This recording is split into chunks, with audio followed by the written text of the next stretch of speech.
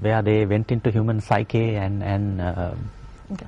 combined blues music with rock and so many Yes, other genres yes, and created yes. some beautiful music, and their lyrics are very meaningful. So that's why I love them. They are very out of the way band. You have to cultivate a taste for Floyd. You won't like them immediately. Exactly.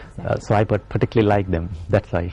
Dr. Vimari, do you Sure. any different taste of music, or do you actually like Pink Floyd as well? I love Pink Floyd. Oh, yeah. that's good. Actually, Lal has a history of being a musician. He played in a band before. When I Right. met him, he was playing in a band. Okay. He played lead guitar. These are things he doesn't want to talk about. So Okay. that's what I'm there for. Exactly. So yeah, talking about the fact that there are interesting things about Lal's life. I just want to ask you, how did you meet? Tell us how you met. You said you were friends for a long time. Yeah, way back as school leavers. I worked at the island as a trainee journalist, and he was there too. Okay. But yeah, we were friends for a long time, and Okay. And got were you married much writing back then? later. Hmm? Were you writing back then? Just news stories, yeah. No, you had Used to poems. cover. Did You I had write poems. poetry? You had No poetry. way. Yeah, you had poetry. I those can't days. remember. No, you did. So you fell in love with each other and each other's literature also. Not at that point, no. We were friends for the longest Okay, time. Yeah. okay. We got married much later. All right, that's great. Everybody knows that you both write and you both teach. Tell us how you relate teaching to writing. How do you manage the combination of that? You mean time-wise, or? Everything, Yeah. time-wise, the Right. priorities, whatever. When I teach literature, I have changed my perspective now, because I also, while teaching, I'm seeing it from the side of the writer as well. Okay. Whereas those days it was just as a teacher and a critic. So now I kind of find myself having more empathy for the writer and telling my students, look, you can't jump to conclusions about that. Maybe the writer meant this. And then they go, miss, that's because you're a writer. So that kind of dynamic changes. Yeah. But in other subjects, I don't see any real link. I have compartmentalized those two parts of my life. Teaching is what I do. It's my career. It's my life. Writing is very much of something I do to it's something that, what can I say? I haven't done it for the longest time. It just happens when it feels like happening. Of course. Most of what I write, I never show anybody, so it's just a cathartic thing I do. So how do you? Yeah, I think I would agree with Vivimari about when you teach, you now suddenly on the other side, you're jumping over to a separate side. Yeah. You're looking at novels or short stories from very critical, structural, or I don't know, moral or whatever kind of perspective. You understand both sides. So being a writer and a teacher, that's the first advantage. For me, teaching and writing are both passionate activities. I sort of don't feel myself when I go into a classroom, and at sharp point I start my classes on time. I mean, I just look at my audience and I just don't feel myself. And I really enjoy that. So it's writing. When I sit down to write, I don't feel myself. Sort of my identity blends into something, some kind of That's space, amazing, and yeah. I don't feel anything. That's what I love about it. That's why I enjoy it so much. That's what you should do, basically. That's something that you're passionate about, something that you feel like losing yourself. Yeah, something like that. I think some violinist also, was it Israeli violinist who said that, when he performs, he doesn't feel himself. He just. Of course. I remember that quote particularly when you asked the question. Yes. That's the whole point. Ishtar Perlman. I think that's the violinist. Okay. Maybe my pronunciation is wrong, but That's fine. Don't worry about it. But that's the whole purpose of, it's wonderful to see that you are involved in something that you are passionate about. Because some people do it for different reasons. They get into jobs for different reasons. And it's wonderful to know that collaboratively you have found out something that you both are actually passionate about. And the fact that teaching and writing can go also a long way. And it also satisfies you. it complements each other. Okay. So we are going to a very, very short break right now, and we'll be back with Dr. Vimari and Lal. Don't go.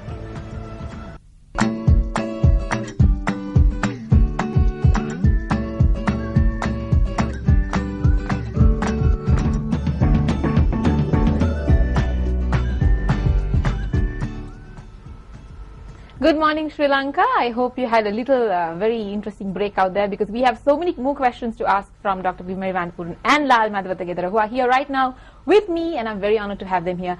Starting off with Dr. Vimari, are you idolized in the Sri Lankan literary scene? I certainly hope not. Do you feel like you've been, do people come running to you and saying, I'm a big fan of yours? Yeah, I get that a bit. Okay. I get asked photographs and stuff. Oh, that's great. Yeah. How do you feel? How do you feel about it? It's nice to be appreciated. It's nice when people come and tell you that they can relate to your work, Right. or that you come across as being an empathetic person, because I like to think of myself as being empathetic. Sometimes it can be a bit embarrassing, but it's nice, yeah. Tell us about the most profound compliment that you've got about your writing. Do you remember any? I've got many. Mm-hmm. Been compared to other writers whom I admire and stuff. But yeah, I think once I was at an event which spoke about literature and the role of literature in trauma. Okay. And there was this medical student in the audience who I didn't know her at all. Okay. And after the readings and I came down from the stage, she told me, "You're very real." Wow. I thought that was really sweet, and it kind of stuck. Yes, indeed. So what can you say about that? Do you also get feedback like that? Tell us about the most touching compliment that you've got from someone. Right. Okay. I mean. Do people come running to you in public and No, not "Oh, me. we love your work"? I'm sure your students say that. My students do. Of course, My students do, and there are a couple of people who are like hardcore fans here and there, whom I don't know. Suddenly I meet them and they say, I read your book and whatever. I think the when I was reading at the Gaul Literary Festival, my first collection of short stories, which was shortlisted for the Gresham Prize in 2002, it was the very first GLF that was held in Sri Lanka, and I had never gone to a literary festival, and Okay. I was on stage with these 5 Sri Lankan writers, Okay. and when it came, they gave me a chance to talk, explain my writing. I preferred not to talk a lot about my writing. I said, let me read from my book. Okay. And it was an audience of mostly non-natives, Yes, foreigners and Sri Lankans. And when I read from this story, I remember it's called The Window Cleaner's Soul. When I read Yes. from that, they all clapped. That was like Overwhelming. very overwhelming, because I didn't expect them to clap. And I think the second compliment, the best compliment I received is the Gresham, the judge's speech, an excerpt which you just read. I think they beautifully captured what I was trying to do in a different kind of discourse. So those are the things I remember. Of course. It's a very humbling process, isn't it, when somebody comes and appreciates It's nice your to be work. appreciated, like Vivimari said. It's nice to be appreciated, and if people can, at the end of the day, you write for an outside audience. You don't write for yourself. So it's nice to be appreciated, and if people can understand what you're doing and can empathize with it, it's a beautiful feeling. Of course, and especially if somebody says it's very real. Yeah, I think more that's a than- very powerful Yeah, more than saying, statement. okay, I like your metaphors and like similes, but saying that your writing is very real. I can relate Correct. to it. That's, I think, what every artist should, maybe that's what every artist aims for, So every writer must be aiming for the same thing, and I'm sure that you must be thrilled to have that kind of response Yeah, from exactly. people. It's a public property at the end of the day once you publish the book. Exactly. And if they like it and if they enjoy it, if it means something to their life, if they can reflect on it, learn something from it, then that's the...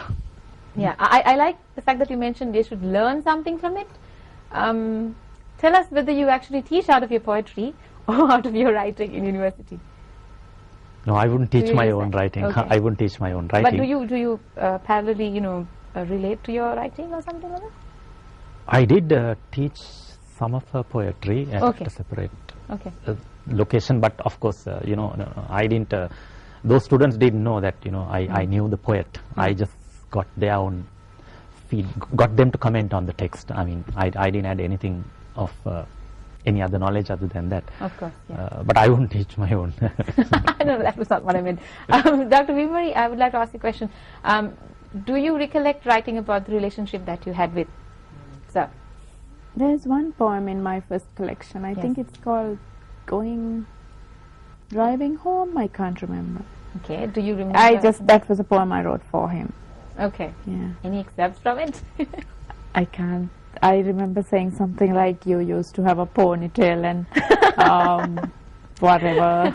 And I remember writing about it because I had had a drink too many and couldn't drive. And he drove. I guess he doesn't drink. I was really grateful. All right. Yeah, talking about that, I was just wondering, Dr. Vimuri, you've been reading for your PhDs for a while, and so you're doing your master's right now. Yeah, right. That's right. So, studying, teaching, and writing, how do you do that together? Is it like a personal process, or do you actually share each other's journey in that?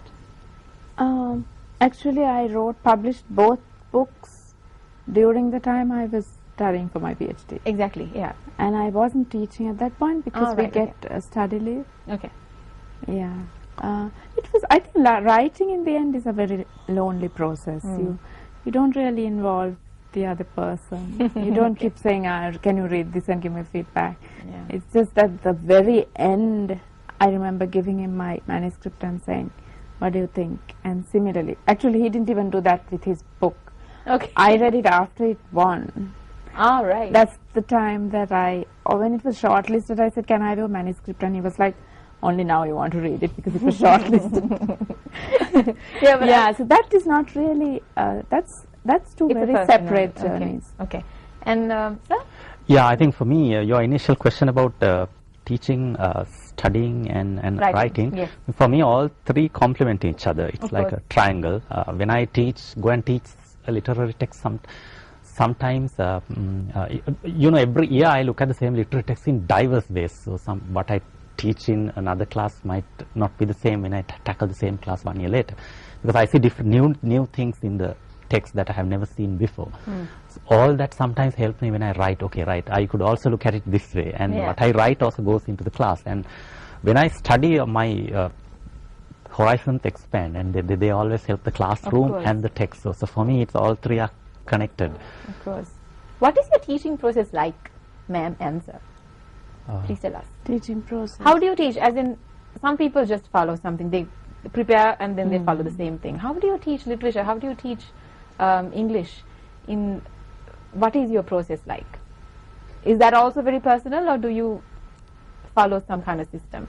Well, there is the syllabus, of course, the curriculum, but I always, every year I never use the same notes or the same material or whatever. Exactly, yeah. It's different. I would always organize it in response to the dynamic of the classroom, and I'm personally a very interactive teacher. I go for discussion and facilitation rather than me being like this lecturer. And pouring wisdom into that's not how it. So I have a lesson plan. I mean, my training is also very much in education and social linguistics. So my PhD wasn't in literature, so that tends to be a bit different from teaching literature. It's not the same.